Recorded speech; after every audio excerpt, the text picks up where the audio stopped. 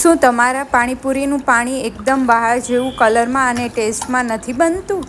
તો આ એક મસાલો બનાવી લેશો ને તો જ્યારે બી પાણીપુરીનું પાણી બનાવશો ત્યારે ઇન્સ્ટન્ટલી એડ કરી અને બહાર જેવું જ પાણી રેડી થઈ જશે. એટલો ફાઇન ટેસ્ટી પાણી બની અને રેડી થશે.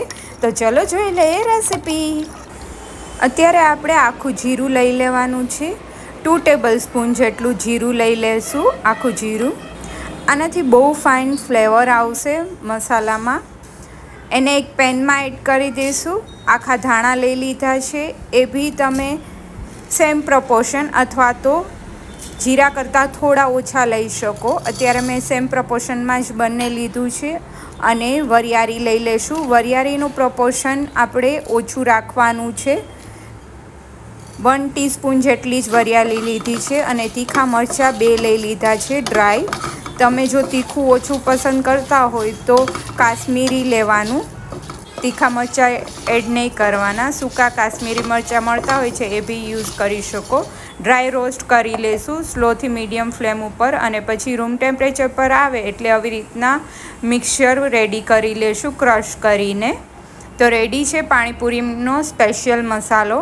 હવે પાણી બનાવવા માટે ધાણાભાજી લઈ લીધી છે, ફુદીનાના પાન લઈ લીધા છે. ધાણાભાજીનો પ્રોપોર્શન વધારે રાખશું, ફુદીનાના પાન થોડા જ લેશું. એક મરચી લઈ લીધી છે, આદું લઈ લીધું છે. અને તમે લસણ ખાતા હોય તો લસણ એડ કરવાનું, આનાથી બહુ ફાઇન ફ્લેવર આવશે. આંબલીનું પાણી અને આંબલી બી જોડે લઈ લીધી છે. ગરમ પાણીમાં મેં પલાળી અને રાખેલી હતી, એ પાણી જોડે જ લઈ લીધી છે. અત્યારે લીંબુ નહીં એડ કરીએ. જો તમે આંબલી એડ કરશો ને તો બહુ ફાઇન ટેસ્ટ આવશે પાણીનો. હવે જરૂર લાગશે એટલું પાણી એડ કરીને ફાઇન ક્રશ કરી લઈશું. બહુ વધારે ફુદીનાના પાન હશે ને તો બી ટેસ્ટ નહીં આવે. પાણીનો જરૂર લાગે એટલું પાણી એડ કરી દઈશું. મસાલો રેડી કર્યો હતો સ્પેશિયલ પાણીપુરી માટેનો, એ એડ કરવાનો છે.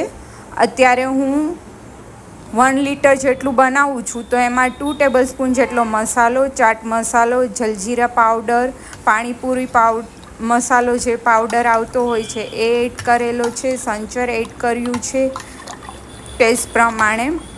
અને સોલ્ટ તમે એડ કરી શકો. આ બધી વસ્તુ પ્રોપરલી મિક્સઅપ કરી દેવાની.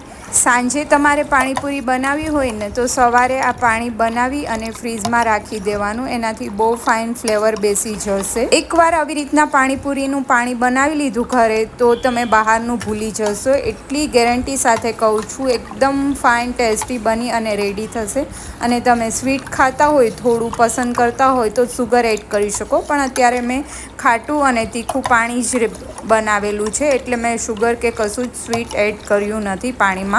Thank you for watching my video.